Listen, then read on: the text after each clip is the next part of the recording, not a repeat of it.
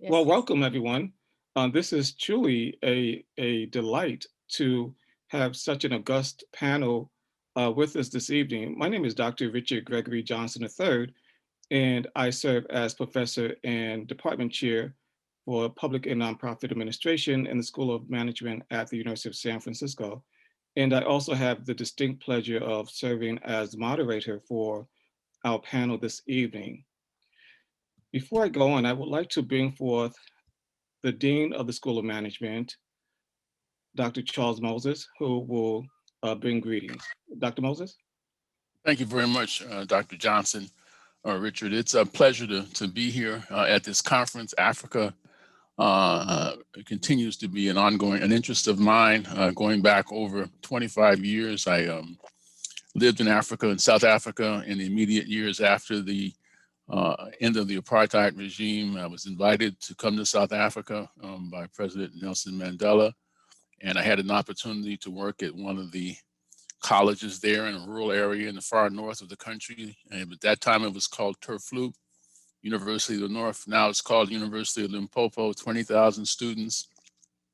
I'll never forget, we were asked by the province to do an audit of the number of students living in the university housing.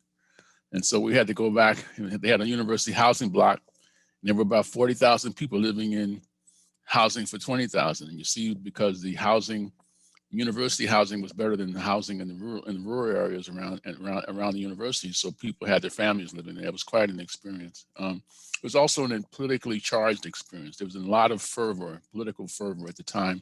Students, young people, of course, they were hankering for change, pressing for change. Government was a little bit slow.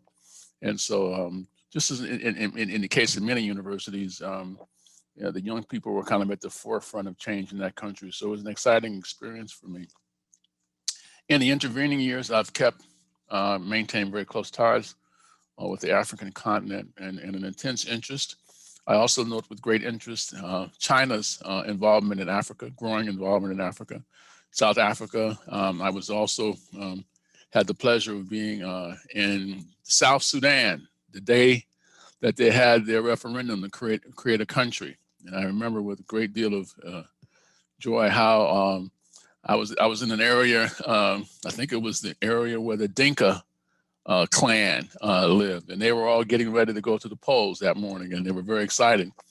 And in Juba, South Sudan, there was only really two things: the Dinkas and oil. And so the Chinese were very big there. I'll never forget the most expensive hotel I ever stayed in my life was in Juba, South Sudan. It was a Quonset hut, and it had you could actually see between the slats of the Quonset hut. You could actually see outside. And that hotel cost $300 a night, and they didn't take American Express. It was run by China. It was called the Beijing Juba Hotel. And the only thing they had was the hotel, and they had a consulate. And they had China had tremendous oil exploration operation going on there.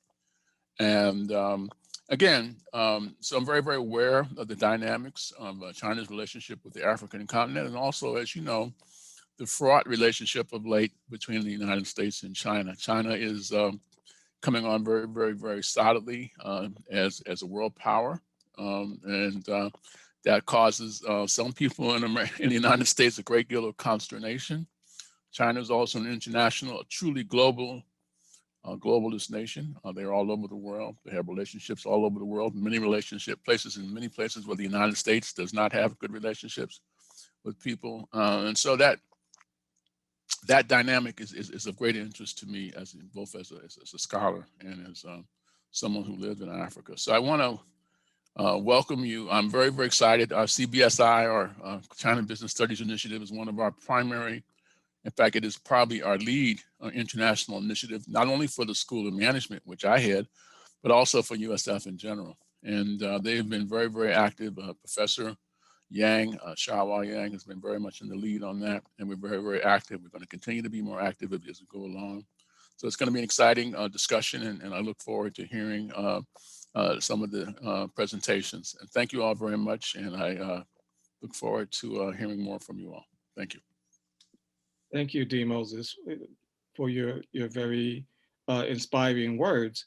And again, before we bring on Professor Yang, I do want to make sure that folks remember the title of our panel, which is examining China's investment in African nations, promises, and influence.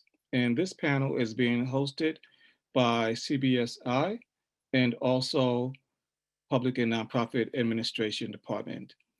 Professor Yang? Good evening, everyone. Welcome to CBSI's panel discussion.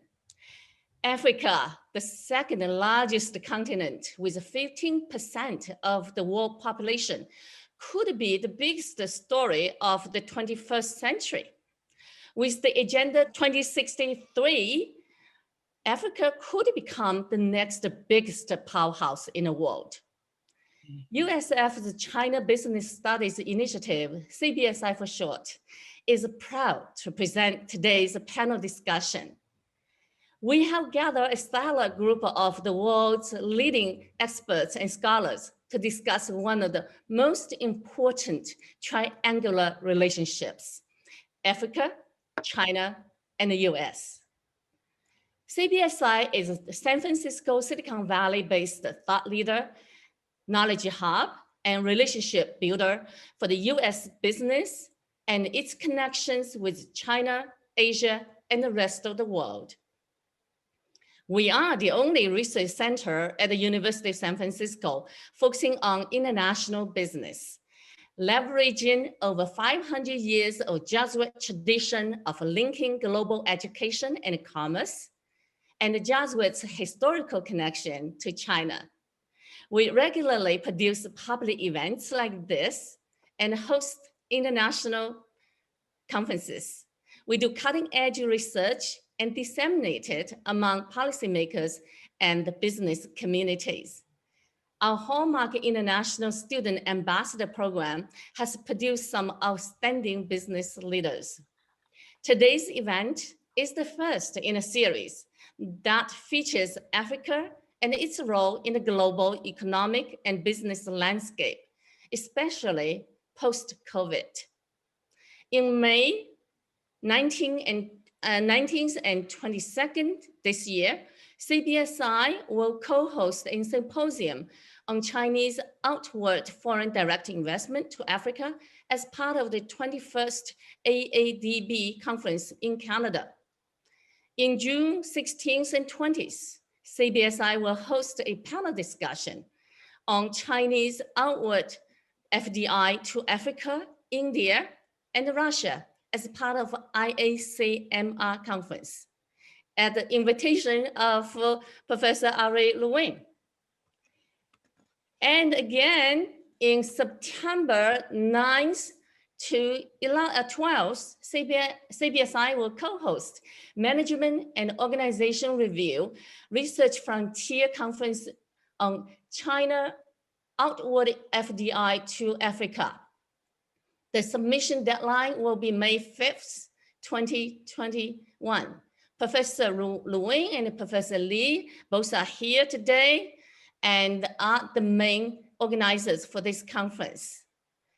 I want to take this opportunity to thank Dr. Richard Johnson III, a prominent scholar and author of many books. One of them is China's New 21st Century Realities, Social Equity in a Time of Change, for taking the initiative for organizing today's event. Thank you also go to today's co-sponsor, Public and Nonprofit Administration Department in our school. No event like this will be possible without a highly dedicated team behind the scene. I want to thank Regina Maniti, CBSI's admin assistant, Maple Zhu, CBSI's graduate student assistant, and Dr. John Bensavich, the director of Center for Teaching Technology, for their tireless effort putting together the event. And of course, I want to thank all the panelists for making time and sharing their expertise with our audience. And I want to thank you, the audience, and for coming today. Enjoy the evening. Thank you, Dr. Young. That was quite remarkable. And thank you so much for your leadership of CBSI. You have just done a remarkable job over the years, and we are all beneficiaries of your work. So thank you so much. And now, ladies and gentlemen, we will begin with our panelists and presentations. First up will be Dr. Marco Tavante, who serves as professor and program director in the School of Management here at the University of San Francisco. Dr. Tavante. Thank you, Dr. Johnson. Thank you, Dr. Young and Dean Moses, and distinguished panelists and participants. It's my honor and privilege to be with you this evening or this afternoon or this morning or habari asubuhi from Kenya. It's really a pleasure to be with you because and allow me also to start this conversation, which I look forward to the second part, especially when we do in the Q&A. I have a perspective, having worked several years or so in East Africa, in particular Kenya, Tanzania, and Mozambique, in development projects. Years ago, where certainly the prominence of Chinese company were not as the level as they are today. And yet I've been able and privileged to be in contact with other colleagues and friends that I maintain throughout the continent, both in universities as well as in non-governmental organizations and civil society who are working in this field. I've been able to go over with some other contact that I have at the United Nations to extrapolate some of this research, which is obviously here, I don't have the time to go more in depth, but I'll give you an overview of these insights. I'd be, kind of trying to express an important message here, which is that the president of China Africa cooperation is certainly, it's a real departure from past Western Africa dependency dynamics, hopefully. But that's what I want to draw the line and the parallels with that, because certainly in my experience also having worked with several European NGOs, there has been an evolution in understanding the cooperation in Africa.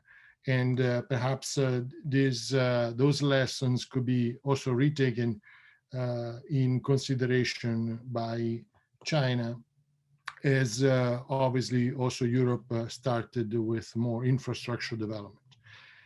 Second, I would like to show also how Africa perspective and dependent in China Western powers engagement it's important to focus particularly on civil society. That's my second message that I want to show to you.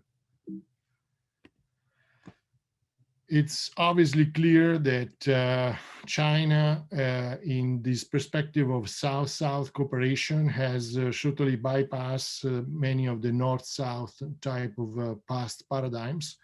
And certainly China is reshaping international development. Many studies are showing this.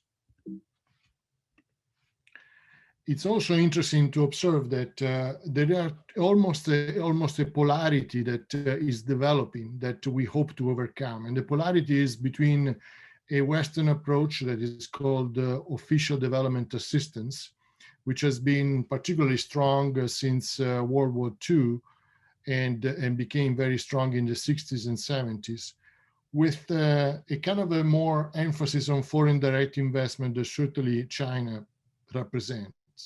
And this duality also signifies a distinction between an approach for so-called political conditionality of this type of development on the side of those Western entities, including the EU, including the UN, I would say in general, even the UN includes many other approaches.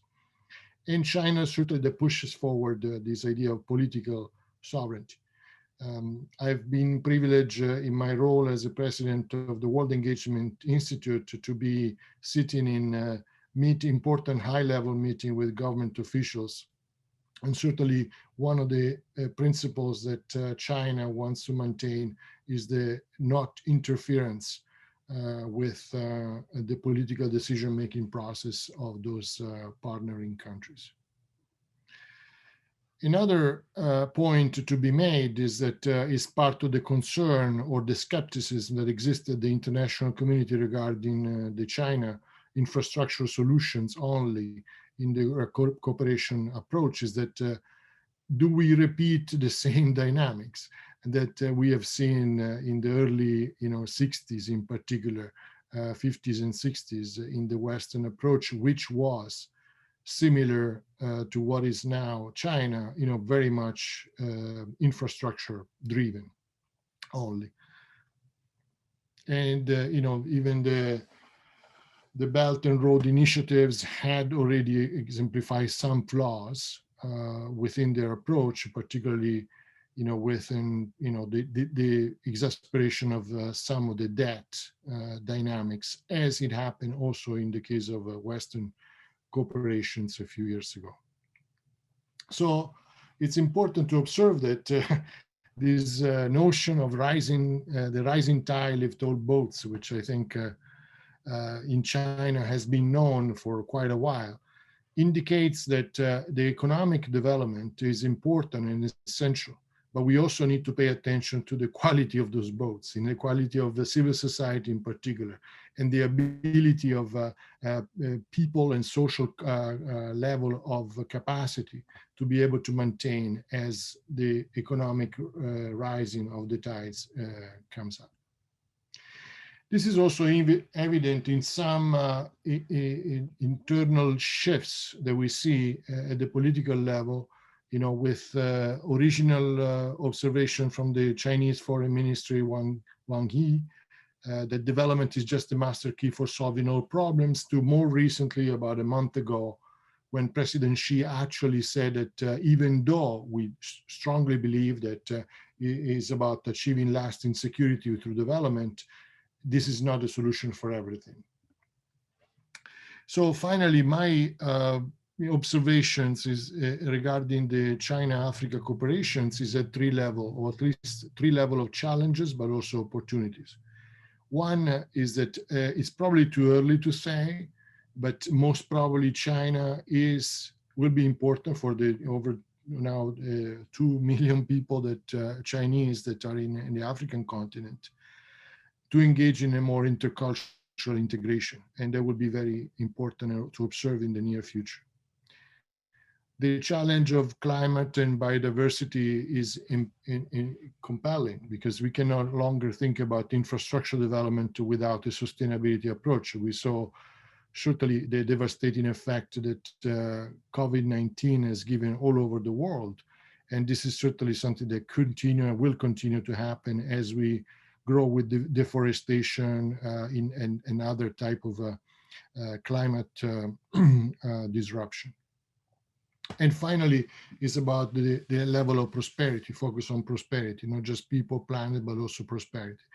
And this is what I call a principle multilateralism, which is nothing new if you're familiar with the UN system, which is about basing on principles and compliance with those principles and accords. And that applies very well, particularly in the type of infrastructure development that China is doing in the African continent. So a possible solution is to find more connection between a Western world that has been for so long focusing on these principles behind the so-called civil and political rights, and especially China and other allies that have been focusing more on economic, social, and cultural rights. I think if we find more connections between these two, there will probably be possible to find a more prosperous and sustainable future for Africa.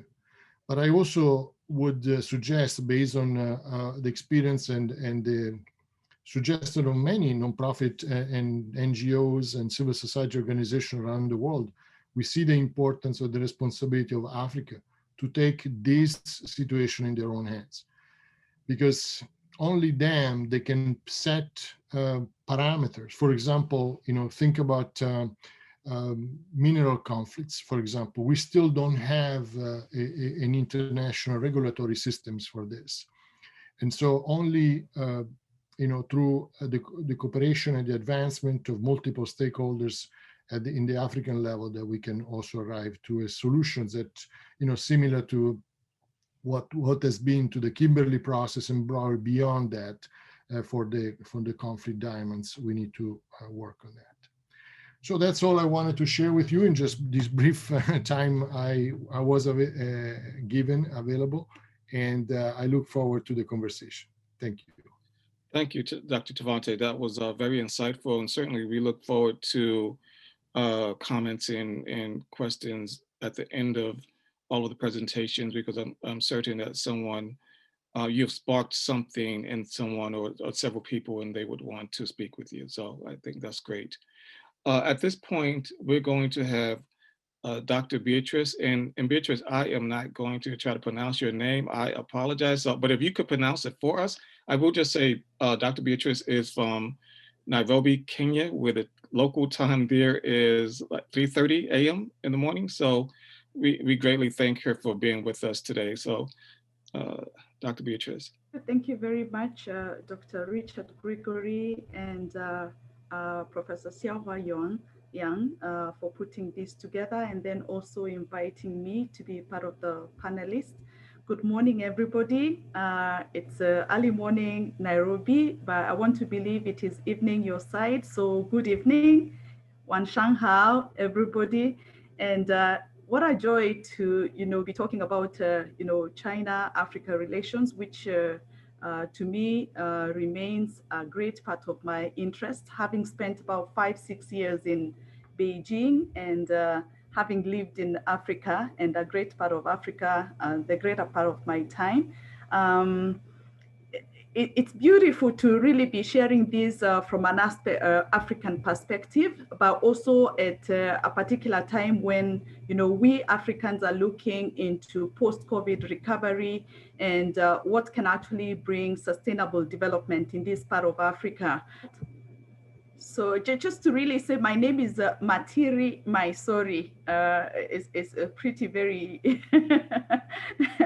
not very complicated. So I teach international business and trade at USIU, United States International University, and Riara University. But I also spend time looking at how to be able to strengthen institutions in the East African region, but also China, Africa, especially creating market linkages for SMEs that would wish to trade in China.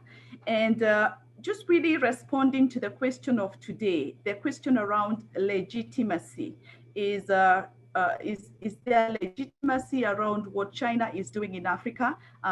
Broad, vast, 54 African countries. China is engaged in various projects and activities across the 54 African countries, not only one.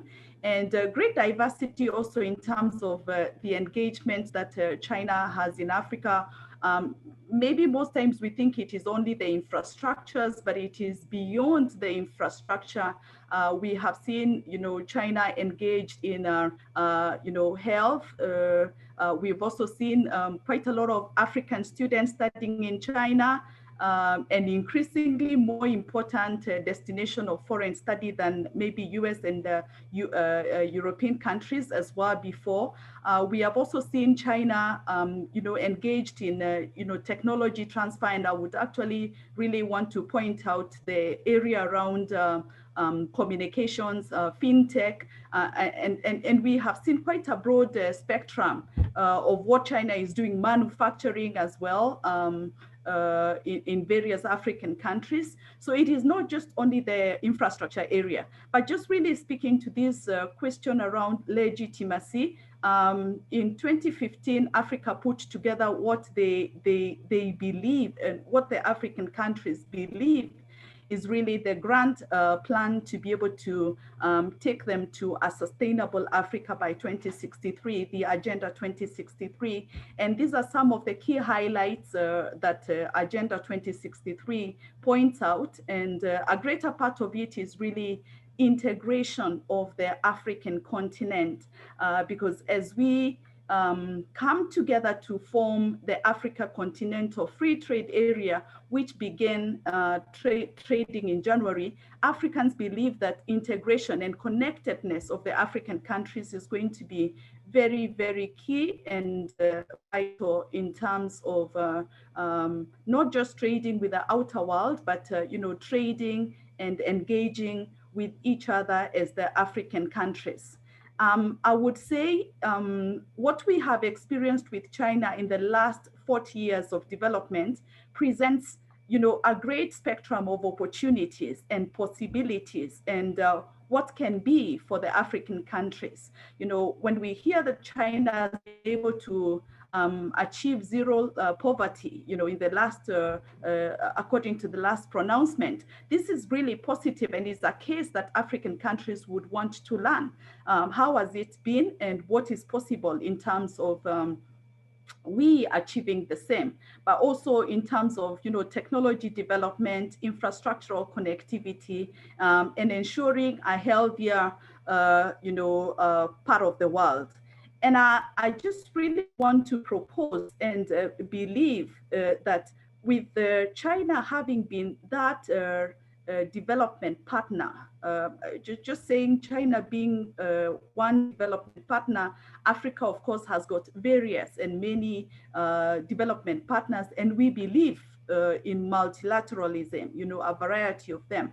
But China presents that possibility of, recency in terms of the expertise, in terms of the understanding, in terms of the knowledge of what is possible to be done within a very short period of time. When we look at the infrastructural connectivity in China, I mean, this picture here shows, 2008 to 2018, that's about 10 years. And you can actually see the change in terms of the connectivity in China by rail, by roads, not only in the eastern part of China, but across board the greater part of China. So for an integrated Africa, for a connected Africa, this is what we believe, that there is actually a story to learn. There is a case in point to be able to learn from China. What are the possibilities, and what can be done? And for Chinese companies that have participated in that kind of development within China, then this presents an opportunity and a great case, to replicate the same, or to transfer the same kind of knowledge to the African countries. Also, in terms of urbanization, when we think about Africa having close to 2 billion people by 2050, that's huge. That's a big growth in the number, but also with the understanding that a greater part of these are going to live in urban areas. There is no better case, to learn from, in terms of, I say again, in terms of the recency, in terms of the speed, in terms of how can it turn around in the fastest time possible than China, which has already been there as we are transitioning now. So also in terms of, grouping regions and organizing regions, we have seen China go ahead to, of course, not develop the eastern part of China, the inland China, but also really focus on particular areas which they believe are going to be development important in terms of the future positioning of China, technology-wise, innovation-wise, and to also be very specific in terms of the industries that are located in those particular areas. And what Africans believe is that the diversity that is presented by the eastern part of Africa, western part, northern part, and southern part of Africa may be different. And how can we be able to tap into that knowledge that China has in terms of creating diverse kind of regions, but also cities and industrial regions to be able to develop the greater part of Africa. So with this, then we envision, large scale kind of, infrastructural projects, but also rapid transformation. And this is why, for me, I feel that China positions itself in a place of, they have been there in the recent past. They have done it. We have seen, those of us who have engaged with China, you have seen how quick it has been to transform China as a country with diverse regions and provinces, which present just the same scenario as we have in Africa, to be able to have very well progressed regional industrial cities and regions, but also to be able to ensure connectivity in terms of transport, information, energy, and water resources. So how beautiful would it be within a very short time, a quick turnaround, to have, Africa turnaround in the same way as China? And we believe that there is no better time than now. There is no other time than now when, we are all looking into post-COVID recovery and ensuring sustainable living conditions for all across the world than now. So in this way, I believe that there is a strength in partnerships, not only for us with China, but for the rest of the world. And this really then poses a challenge or opportunity for all partners that really wish to engage with Africa. And I totally agree with the first presenter. Africa is taking the first step in terms of defining what way we want to go and what way we want to engage. And this really then tells you why we believe Agenda 2063, which is really commonly put together by all African countries, is where we want to go, is what we want to believe. And for that, presents opportunities for all developmental partners to be able to come in terms of creating affordable financing for the projects that we have, but also creating new business models into how we can be able to achieve more sustainability, but also partnerships beyond just the government and the inclusion of the private sectors, the civil societies, but beyond all, the use of more sustainable measures of the development. Environmental protection remains key to us. Use of renewable energy. Africa is blessed with so much sunshine, so much wind. So the model that actually allows us to be able to tap into more renewable energy, but also to be able to create more productivity and use of digital technology. This is really what we believe is the right or the legitimate partner or a developmental partner for African countries. Thank you very much. Thank you, Dr. Beatrice. That was absolutely wonderful. And I witnessed Dr. Chavante aggressively taking notes as you were speaking. So I'm confident that he will have a few comments for you during the Q&A section. And but that was very well done. We're going to go right away now to Dr. Peter Lee, who is at Nottingham University in China, and he serves as professor there. Dr. Peter. Yes. Hi. Thank you for having me here. Okay, let me show my screen here. Okay, so basically, my talk will focus on basically one issue. That's at the corporate level. So I try to avoid the politics. I try to talk about business only, and how the Chinese companies actually, one of the Chinese companies is doing in Africa, and this is a very unique model. Because this company does something very different, challenging all the international business theories and prescriptions and argument. And so this is a really interesting thing. So this company is founded in 2006, and the founder was a senior manager of a previous Chinese mobile phone makers in China. And but this company's sole purpose is really doing business in Africa, not in China. So a Chinese company registered in China, started in China, but not having business in China, but only business in Africa. And it's had this whole unique set of inclusive innovations that at the bottom of the pyramid market. Okay, so that is really then is the leading brand in the mobile phone sector. This company is Transsion is the leading brand. Okay, so we can take a look at some of the examples how what are the innovation they've been doing.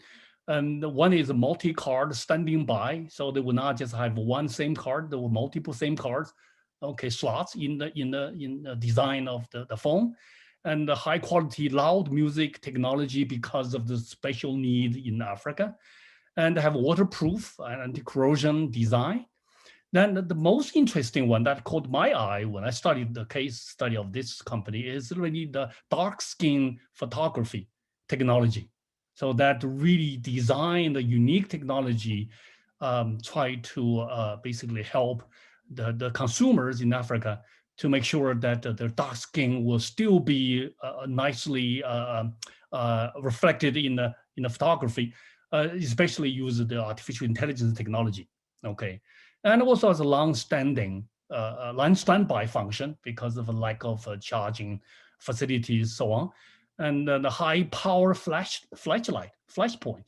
Okay, that's also unique for the local markets in Africa, and of course in African language library. So there's a whole set of the things only for the local markets in Africa. So they designed a thing for African consumers, and because they identified the spatial need. So I will go through some of the success factors for us to take a look.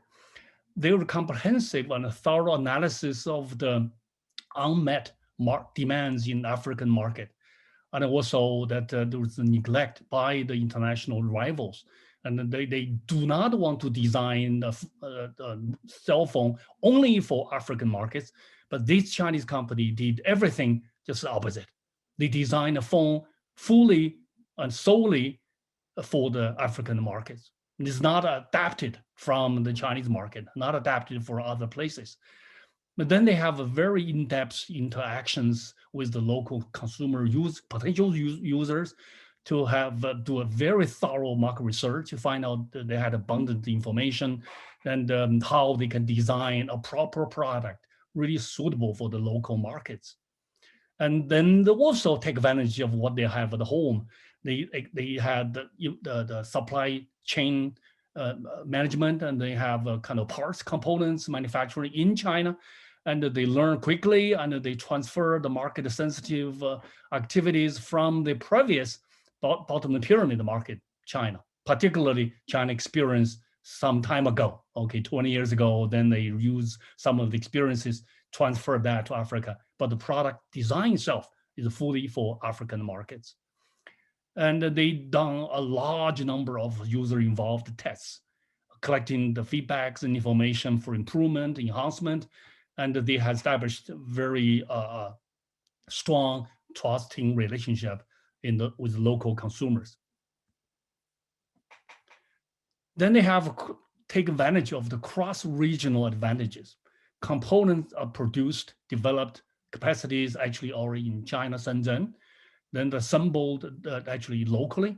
So that would be the kind of combination. So this is the operation itself is kind of multinational cross regions. And they have inclusive collaboration with local divergent partners, particularly for the product iteration, enhancement, and the cost advantages. And they have a reasonable market segmentation and business model innovation to enhance the user stickiness. Okay, then and also after sales services, and also the features they have been added along the way to make the products more suitable for the local markets. Then the proper introduction of the new products following the trend with higher quality and higher price performance, and evolved with the local demand change. And so those are the important things for the improvement. I just want to share a very simple story, simple case to illustrate the possibility of having a very novel model that develop a product solely for the local markets, not adapted from other places, but at the same time take advantage of the international division of labor with the global supply chain, and for the local market. So that's the model itself is really, it's the first time I heard about any company doing this. And so it's a very interesting case study to not only to talk about the bottom of the pyramid, inclusive innovation, but also about the international business. For example, internationalization process normally start from home, going abroad, but they didn't start that way. They start in Africa, then end up in Africa, but at the same time take advantage of the experience they had in their previous country. But so this is also very much compatible with another theory I call them second home model. So you have a first home, you have a second home. You take advantage, leverage the two homes that you offer probably the better product that any one single home can offer. So that's really the takeaway from this case. Thank you. Thank you, Dr. Peters. That was really quite interesting, and I was not familiar with the information you presented. So this is something that's adding to my knowledge base this evening. Dr. Mulangi is a researcher and a university instructor there in the great country of Finland. So, Dr. Mulangi. Thanks, Richard. So firstly, I want to say thank you to the organizers for putting together this event and for the invitation. And I'm excited to be here with my other panelists, and I'm looking forward to an insightful discussion. So for the past few decades, China has made significant inroads into the African economy in the areas of trade, investment, and development assistance. Its engagement with Africa has attracted much attention and scrutiny from the media, academia, policymakers, politicians who question the real motives of China in Africa and are concerned about its impact on Africa's development trajectory, and also on the wider impact on global balance of power. The engagement is particularly significant due to the growing power and influence of China in the world. Moreover, China's growing influence on the African continent has come to be viewed as a threat to the influence of Western powers on the continent, albeit relatively. Through its economic activities on the continent, China seeks to promote its strategic, economic, and political interests. It expects to gain access to natural resources to fuel its industrialization, access to new markets for its exports, and to new frontiers for its multinational companies to expand into. Similarly, African governments expect that the engagement will yield economic benefits that will spur industrialization, infrastructural development, catalyze growth in several economic sectors, and lead to job creation, skills development, and technology transfer. And with over about 12 million youth joining Africa's labor force each year, there is indeed a need for African countries to industrialize and to create jobs for their youth. Therefore, it makes economic sense for African governments to consider China as a viable development partner and the engagement as one that could potentially contribute to economic modernization in Africa. African states have benefited from the embrace of China, for example, in the areas of infrastructural development, particularly in terms of financing, where the continent is currently experiencing a financing gap of about 68 to 100 billion US dollars, and China is helping to close that gap. ICA, the Infrastructure Consortium for Africa, puts China as the single largest financier of infrastructures on the continent, committing up to 25 billion US dollars in 2018 alone, with sectors such as transport, ICT, telecoms, power, benefiting significantly from Chinese financing in infrastructure. Chinese investments in labor-intensive manufacturing industries also, such as apparel, footwear, construction, has driven high demand for semi-skilled and unskilled labor, contributing to employment creation, skills transfer, and enabling initiatives such as the Made in Africa initiative. The engagement is economically pragmatic, and it offers African countries an alternative in their choice of development partners. And without question, China's interest in deepening engagement in Africa has in recent years also catalyzed a new level of interest from other countries, such as the US, Germany, France, Great Britain, to name a few, as well as Western IFIs such as the IMF and the World Bank, all seeking to deepen economic engagement and partnership with the continent. And of course, to retain and counter Beijing's influence, or retain their own influence on the continent and counter Beijing's influence on the continent as well. Programs such as the US's Prosper Africa program, the UK's UK Africa Investment Summit, the EU's Africa-Europe Alliance for Sustainable Investment and Jobs. All these programs mirror Beijing's embrace of trade and investment for development versus the traditional aid in Africa. Though the question of whether these initiatives are able to successfully counter Beijing's activities in the region remain open, what is sure is that it creates an opportunity for African countries to leverage the interest and competition between China and the rest of the world to achieve their development objectives.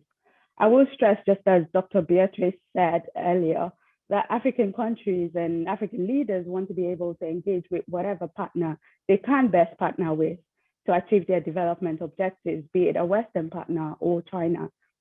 China is also benefiting from the engagement, as while Africa needs China for the economic opportunities that the engagement brings. Africa is also quite important to China, no less because Africa lends China legitimacy on a global stage. And this is particularly important given the increasing unfavorable views of China in the West and in Asia. Furthermore, just as African countries benefit from Chinese financing of its infrastructure development, Chinese firms have also benefited greatly from this. Africa makes up to 30% of their construction market globally, and the value of Chinese construction contracts in Africa has surpassed $40 billion every year since 2011. Chinese companies have also gained new markets for their experience in international markets as well. Despite the disruptions from COVID-19, we will continue to see China strengthen its ties with African countries, economically, diplomatically, as well as culturally. China and Chinese companies continue to maintain relations and build goodwill to secure future commercial and strategic interests on the continent. The COVID-19 pandemic, as well as China's Belt and Road Initiative, further offer inroads into for China to expand into Africa. And while meeting the continent's needs for infrastructure, finance, medical supplies, including vaccines to combat the pandemic. To conclude, I would like to stress two things. Firstly, views on China-Africa often tend to oscillate between negative and positive extremes, but it's important to see China as occupying a more nuanced position, not simply as a malign actor in Africa, and not as a benevolent actor in Africa either. The engagement is also one of challenges and opportunities.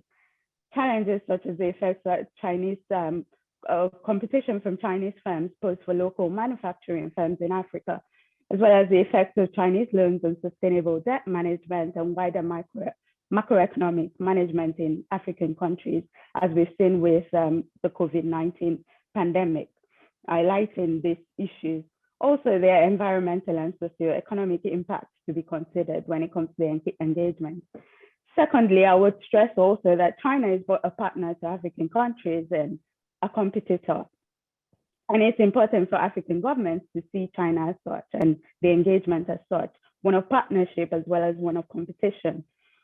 And only when African countries begin to think of China in that way, as a competitor and as a partner, can they engage more strategically and leverage the engagement successfully for their own development objectives. So I look forward to questions and further discussion on this issue. Thank you. Thank you so much, Doctor. That was quite fabulous and certainly something to think about, positioning Africa within the context of working with China in partnership and so forth. So I'm certain there will be a number of questions and comments for you afterwards. So again, thank you for that very insightful presentation. We'll now go to Dr. Ari Y. Levine, who serves as Professor Emeritus at Duke University in North Carolina. Dr. Levine, please. Thank you very much for the introduction. I should point out that compared to the rest of the panelists, I am actually very new to Africa. I have some slides here. I don't know if you can put them up for me. But I should point out that for the last 8 years, I've been the editor-in-chief of a journal called Management and Organization Review. This journal was founded by Professor Ann Tsui, who I actually hired in 1981 to come to Duke University as an assistant professor. I'm showing you the current issue of the journal, Year of the Ox. And one of the things that you see in that issue, and Xiaohua did me a favor and already emailed to everybody a free URL that you can download this issue because of the initiative of the journal on deglobalization and decoupling. Could you see the next slide? Yeah, good.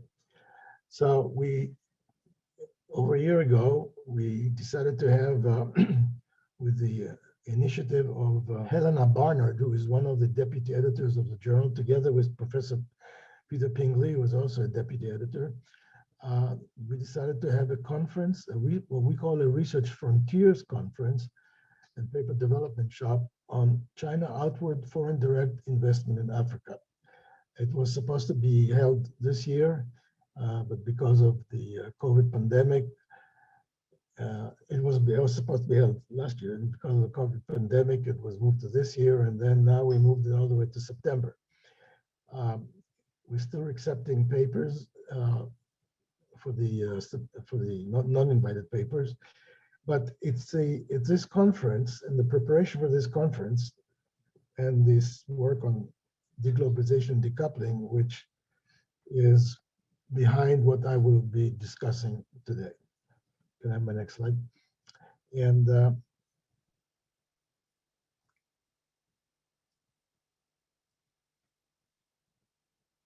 we go. Yeah. The conference on decoupling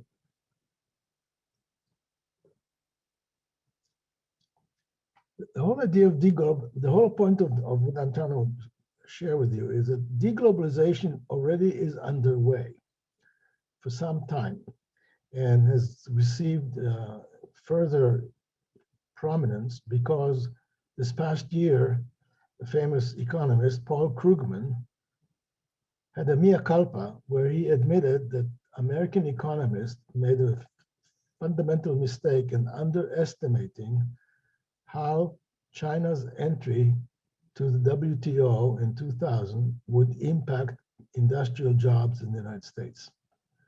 So as a result of this recognition, there has been a lot of discussion and action about how to separate ourselves from China, you might say.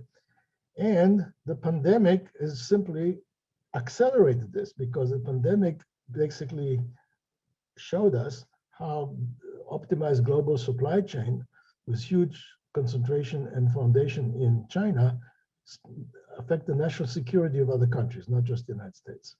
And so between the pandemic and the ongoing development around deglobalization, especially in relationship to China, was already underway by the time, and the pandemic only accelerated that. And basically, the dominant scenarios that we developed in the issues that I mentioned today that you can download, the dominant scenario is that China and the US are inexorably moving towards a long-term economic Cold War. And if in fact this is true, then it has implications for Africa. And the point that I'm making about Africa here, that means that Africa is very likely to become a contested area of competition between the axis of China and the US and the axis around the US. Now that doesn't mean that it's bad. Actually, that's an opportunity for Africa, in my opinion. But if this is going to happen, or if this is happening, this is a point of conversation that I've not heard so far. That in fact, as Africa is becoming an area of competition, that it means that the Western countries have to change their view about how they come to Africa, and I'll talk about that a little bit. But China also has its own problems, and I'm mentioning a few of them here. It's a rapidly aging society. That means that it's really crucial for China to export low-level jobs. Where can they export it? They're not going to export it to India, which is a real competitor, We see them exporting these kind of jobs to Africa. The Bridge and Road Initiative that was initiated a few years ago, we should be honest about why it was initiated. It was initiated because there's no room anymore in China. There's no capacities, there's no need for these huge state-owned enterprises that build roads, bridges, railroads, ports, airports, housing dams, and so forth. Where are they going to build those? They have to find another country. The best country to go to, the best region in the world to go to is Africa, which has huge needs for infrastructure projects, for airports, and so forth. But as China comes to Africa, unlike the foreign direct investment by countries like the United Kingdom and France and the United States and Germany and the Netherlands and so on, most of the project financing is debt financing. It is not a foreign direct investment. It's not a joint venture. It's not a capital investment. And there is some potential negative consequences to these huge projects that are basically financed by China. In fact, China project financing is 10 times as large as its direct investment in manufacturing on job creation jobs. But I don't think that the West, I don't think that European countries and the United States really have the right playbook. My point is, and we can discuss it, but I think that the Western countries really need a new playbook beyond, IMF drawing rights, World Bank loans, foreign aid, and so forth. And I don't think that this has been really seriously considered in the West. Lastly, I've not heard yet about India. India already is a very important player in Africa, and they play in a way that is very supportive and builds up manufacturing and builds up jobs, much more so than what we see investments by China. I think I have a number here someplace about, I think China investments only create about 1.7 something jobs per, maybe it's on the next slide. But the point is, we've not mentioned India, and I think that India's involvement in Africa is under discussed, and this could be a much more productive model. We've already discussed about the rapid growth of the African population, but it's also a huge challenge. One of the surprising things about Africa is that the fertility rate continues to be very high in spite of the decline in mortality rate. Historically, when mortality rates have gone down, fertility rates have also gone down in other countries, in other societies. This is not the case in the United States. And there's, I don't know who mentioned it, whether it was Dr. Muturani or whoever, but if we have a population of 1.2 billion in 2015, the estimates to reach 2.5 billion in 2050 and 4.5 billion in 2100, if these estimates are close to reality, these are huge challenges for the African continent.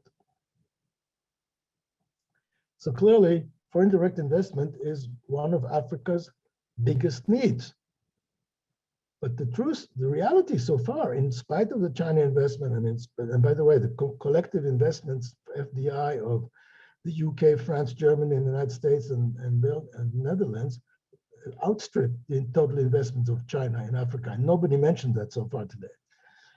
But nevertheless, inward FDI per capita, Africa is the lowest region in the world. In other words, the rest of the world has had better experience with FDI than Africa.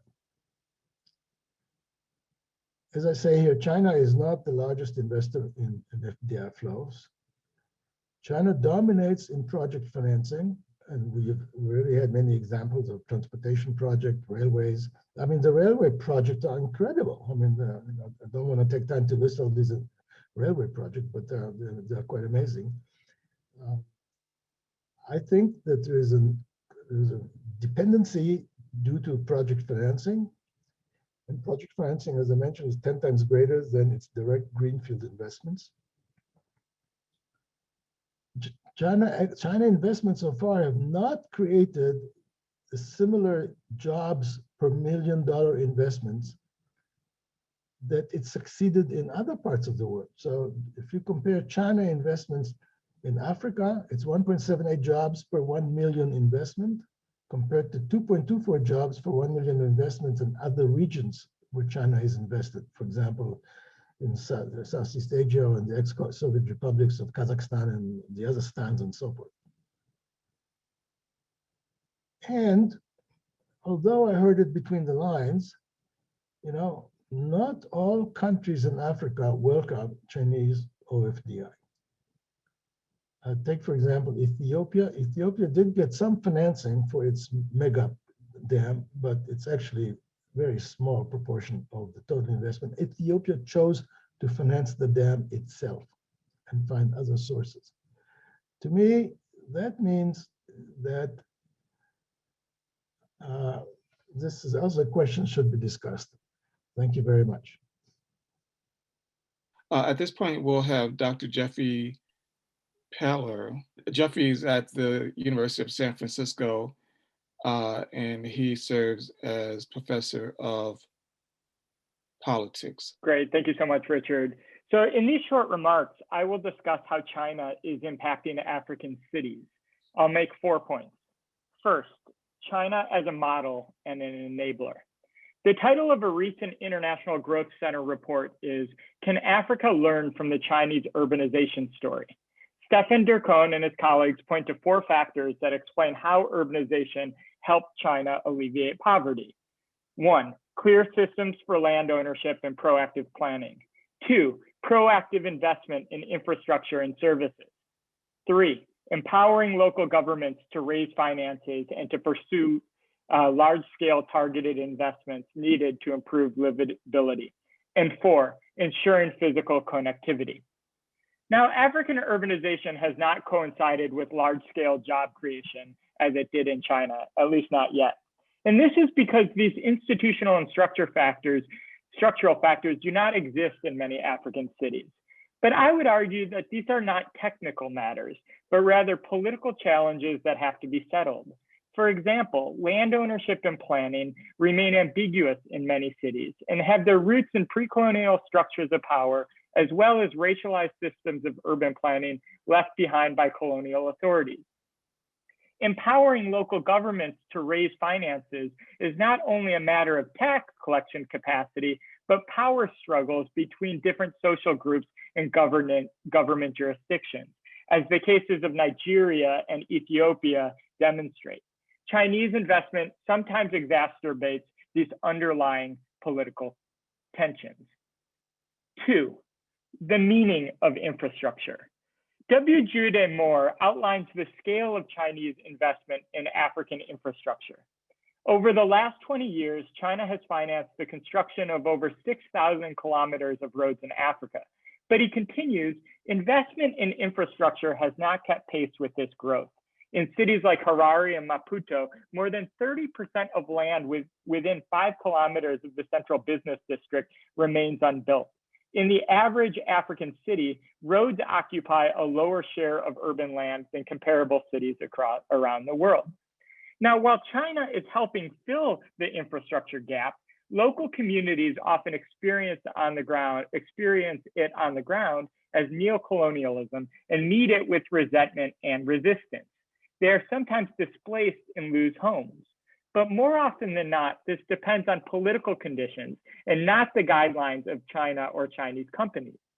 The 2 railways in Kenya and Ethiopia are a case in point, as Maria Del Caray recently argued.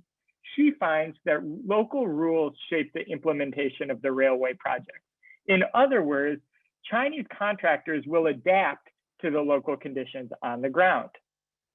My research suggests that while China provides capital and resources, it's the politics of belonging and local political connections that determine which communities are displaced and which remain in place.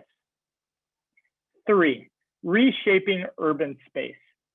China is investing in a massive expressway that goes through the middle of Nairobi. The Chinese contractor China Road and Bridge Corps is the contractor.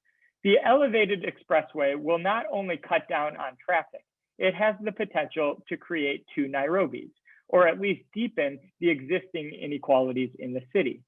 The worry is that the elevated toll road will be for the growing elite to drive their cars, while the poor and minibuses operate underneath.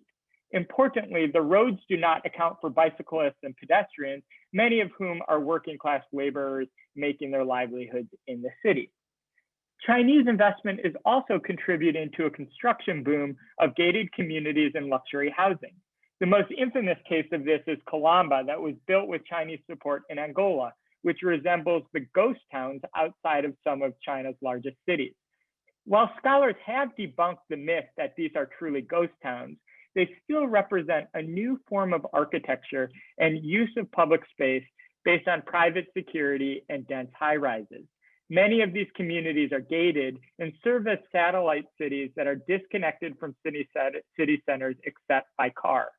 Some worry that Chinese-built satellite cities are a new urbanization paradigm. 4, the democratic benefits of slums. My final point will be a short one. The model of urbanization that China espouses rests on a modernist logic backed by an authoritarian government. Part of this model rests on ridding urban areas of slums, as China has done through 70 years of slum removal policies.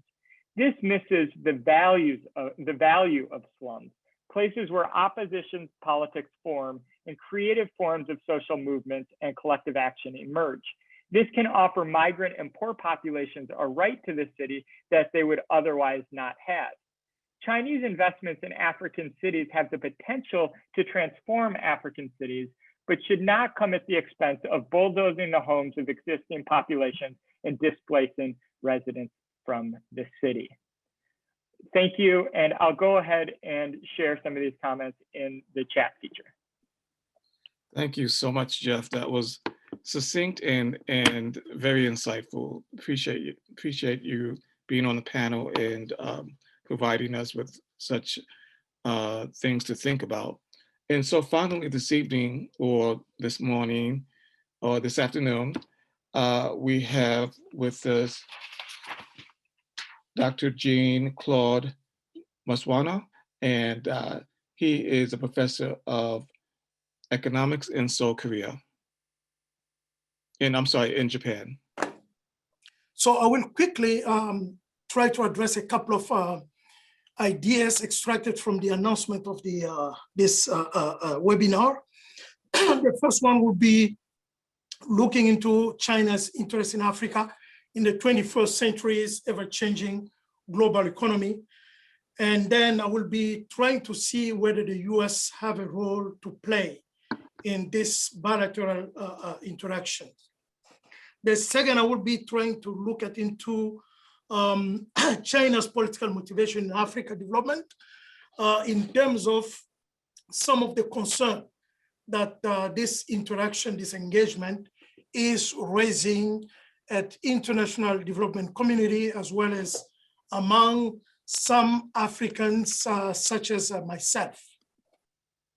To deal with the first issues, I will be summarizing my ideas in terms of China's active role in African development and Africa's passive attitude.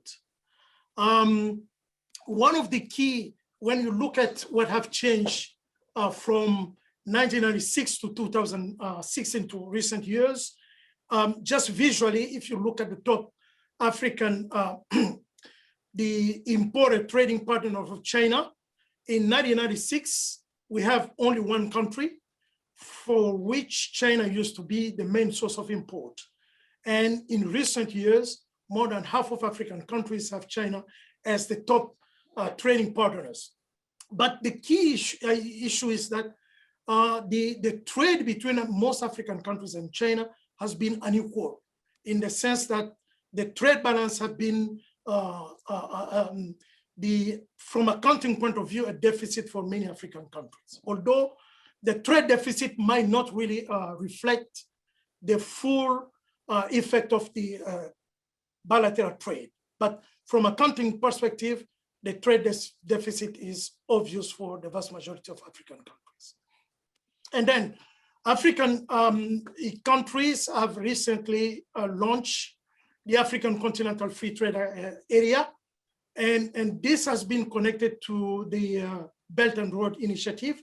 And then the key here is that to succeed, African countries will definitely need Chinese investment as well as investment into infrastructure development, because to yield the expected trade and manufacturing development objectives, African countries need a huge investment flows. And right now, only China has the capacity as well as the will to provide for such investment needs by African countries. And then there have been also the soft diplomacy, mostly investment in African youth. And this can be indirectly been assessed when you compare, for example, the destination for African, the student overseas out of the continent, which used to be dominated by countries such as the UK, France, or United States. But in recent years, China is the main destination for African students. And then all of this, if I have to really summarize this quickly, when we look at what China has been doing in Africa, we can see clearly that China first have a clear development agenda for itself. And China does have a clear development agenda when it comes to its engagement with Africa around the forum known as the FOCAC. As we know, every time that we have a FOCAC event, China will be announcing new cooperation initiative and then making new pledge for development packages, while African leaders mainly acknowledge and take notice of those announcements. No single country, to the best of my knowledge, have a clear agenda when it comes to its own engagement with China, and nor the African Union has a clear agenda when it comes to its engagement with China. So Africa has been mostly in passive role, which is the same kind of attitude and role Africa has maintained for years, for decades with Europe or United States. So Africa needs to be more active and should define its China agenda. And United States has a key role to play. United States can join a trilateral dialogues on African development, because when you look at the global value chain in which Africa is connected, much of the trade between United States and Africa, which used to be based around mineral resources, has been completely redirected to China because of the relocation by US multinational companies to China. Much of the previously imported raw material from Africa has been just redirected through China because the assembly line of the world manufacturing processes is located in China. So this economic interaction, this global value chain and supply chains should also reflect the sort of engagement in which United States, China, and Africa can get involved. So a trilateral dialogue is possible. Let me quickly move to the last issue, China political motivation in African development. This is clearly raising a concern for a very simple reason. When you look at to compare the UK and France, the traditional partners of African development, because of the colonial, historical and colonial link, just looking at the visual that I'm sharing with you on the screen, when you look at the French presence, that is the left map, and the Chinese presence, visually you can see that now Chinese firms are equally present compared to the French. The picture, I just dropped the pictures like 30 years ago, you will see that China was almost nowhere to be found, but 3 years ago, we can see that French companies and Chinese companies are competing on equal foot. And then what does it mean? For many Africans, there is a mixed views of this. It means that going forward, there will be more Chinese firms than even the local indigenous African firms operating in manufacturing and other sectors. So this is supporting the view, it's raising concern when it comes to the so-called neo-colonial attitude or presence of China. The second issue, which is also connected to France, is the growing military presence by China, either through the military base like in Djibouti or through the UN peacekeeping operation. And China is growing military presence in Africa, and not to mention the growing export of weapons from China to different African countries, as well as investment into military equipment and training of different national armies. So we can discuss the detail later. I would prefer stopping here. Thank you. And I greatly appreciate the speed at which you gave your presentation. There was a lot there to unpack. So so thank you very much, Jean-Paul. That was Jean-Claude, that was a great presentation. We're gonna open up now, and I know we really are running out of time, but I would like to still take a few questions from the audience. Just to respond briefly, I think there has been some interesting questions raised in the chat or in the Q&A, and I think it's really important for us to think how certain lessons that the West historically has learned can certainly be reapplied for today's challenges of China, as we heard also from Dr. Jeffrey and others panelists. At the same time, China is really innovative in its approach of infrastructure development, but also giving the primacy to people and to kind of industry, as we heard also from Dr. Peter, etc. I think the future has to be about dialogue, because there has to be some interconnected lessons between what the past colonial, neo-colonial, new globalization, or new codependency, because effectively we have not talked in this panel yet many of the issues that have come out in the Q&A by the audience. That has to do with also resource development, resource dependency, not just development, dependency, and other issues that have to do with putting aside the social outside of the economic and the sustainable element. So that's what I wanted to respond to this in the brief time. But I want to thank everyone for this conversation. I look forward to future possibility. Thank you all. Great, thank you, Dr. Chavante. Are there other questions or comments for the audience? Thank you so much for having this very robust discussion about China's role on the continent of Africa. In fact, Dr. Jeffrey Paula, as well as the recent presentation by Dr. Maswana, are really addressing some of my concerns. I am heartened, as I said, by China's interest in the continent, but my concern remains, is China simply replacing the West in its exploitation of the continent? So back to Dr. Maswana's his presentation, that it appears that the African countries are allowing China to dictate what the agenda is, when it really should be the other way around. And that's my concern. I think there is a two aspect around that concern.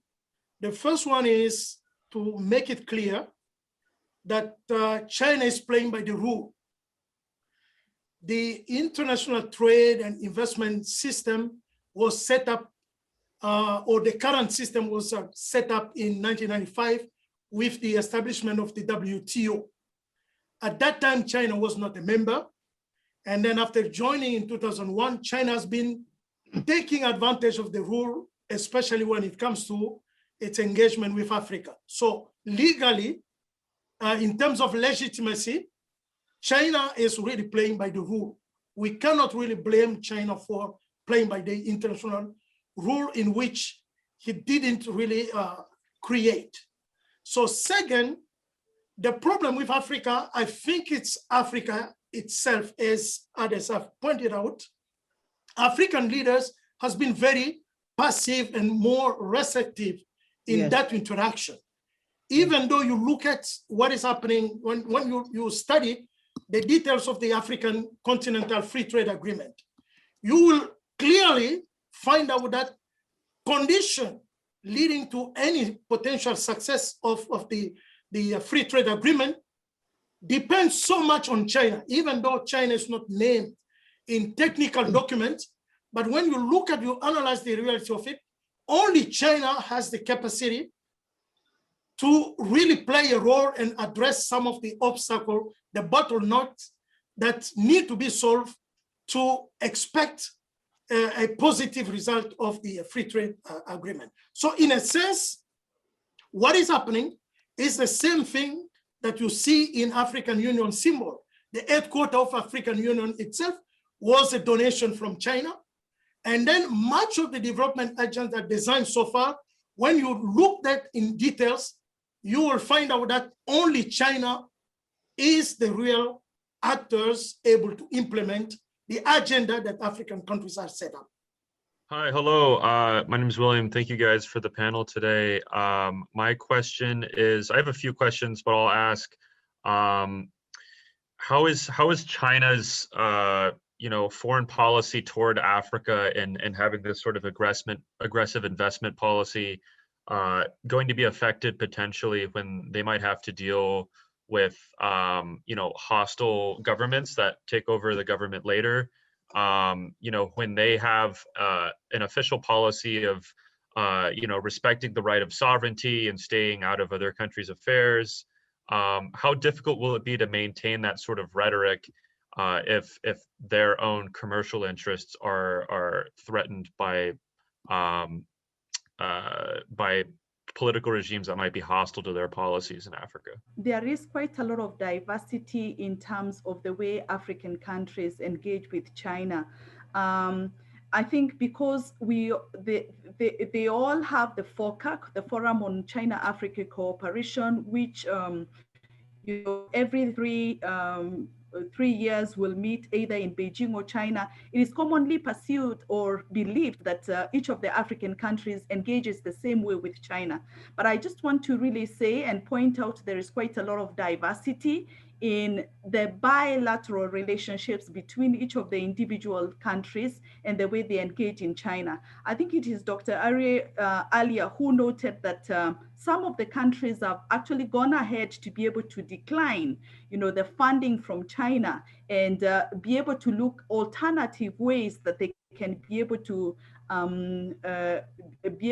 fund their infrastructural development. A case in example would be maybe Tanzania, Ethiopia, Senegal, and this has been commendable in terms of African countries choosing the journey and the direction that they want to really take. But just really to also respond to this question on the floor, in terms of hostile takeovers from other governments, I think one thing that has really been very key about infrastructural development by Chinese investors in Africa is the speed of execution. Most of them are actually done within the period of time when you have the current government going on. Not to say that some of them have really been transparent in the way it has been done, but what is really coming out very clear is that each of the individual African countries has to, even if we are relating on a multilateral level, be able to learn very quickly and be able to manage the kind of financing and the way they relate with African countries. The point that is very clear is that there is quite a lot of infrastructural gaps in African countries. There is financing gaps in African countries. China is willing, China is available. It might not be the best example in terms of the way the development can be done and the kind of FDI that is the best. And I want to really also say that, yes, it is true that for many African countries, The largest FDI financiers may not be China, may be other multilateral partners. And what there is here in point is that there is opportunity for all the interested parties to learn from each other. Each of them presents a good model, not to say one is better than the other, but for me, I just really want to say it is opportunity for all of them to be able to listen out to each other. But at the end of the day, the responsibility and the buck stops with the African countries. What is the best choice for themselves? Thank you. I do want to give the last word of this session to Dr. Young, who will lead us out this evening. So thank you, Dr. Well, I've been overwhelmed by the amount of expertise, information, and all the discussion that's been going on between among the panelists and the audience. I have to take time to digest a lot of what I have learned here. It's tremendous amount. I was thinking about, there's so much, so much discussion, and maybe we should think about the next, follow-up event or some kind of publication, something to follow up. But, I really want to take this opportunity to thank Dr. Richard Johnson III and all the wonderful panelists for taking the time to share with the audience your expertise and your insights and some of the great stories you share with us.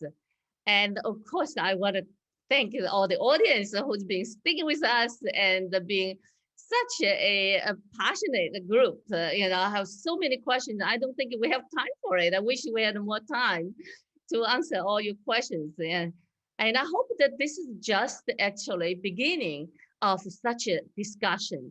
This trilateral relationship among Africa, China, and the US is probably going to be dominant one, it's probably more important than any other relationship that we can see. It's not necessarily all the military, all the financial, but there are so many, other parts, social, economic, and some of the environmental, sustainable, business, that probably will define, the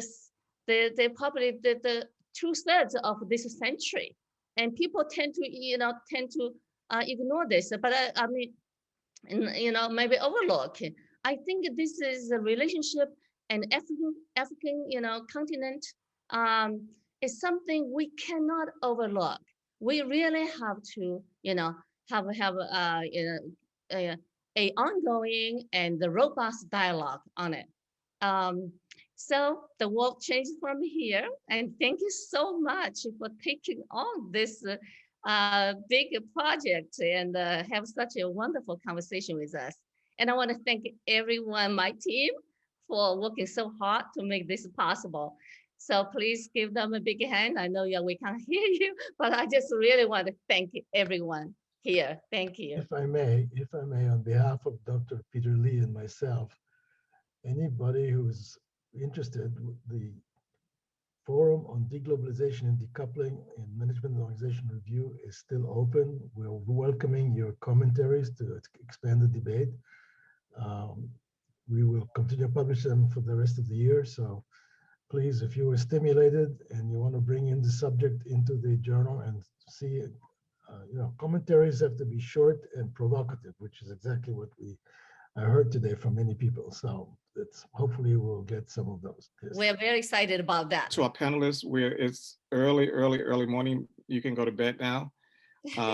But again, we thank you so much for staying up, and to each of you for being engaged. And I echo in the words of my dear friend and colleague, Dr. Young, this was more than we could have imagined. And to our audience, thank you so very much. This was fabulous. Pretoria. Yes. Yeah. Thank you. Good night.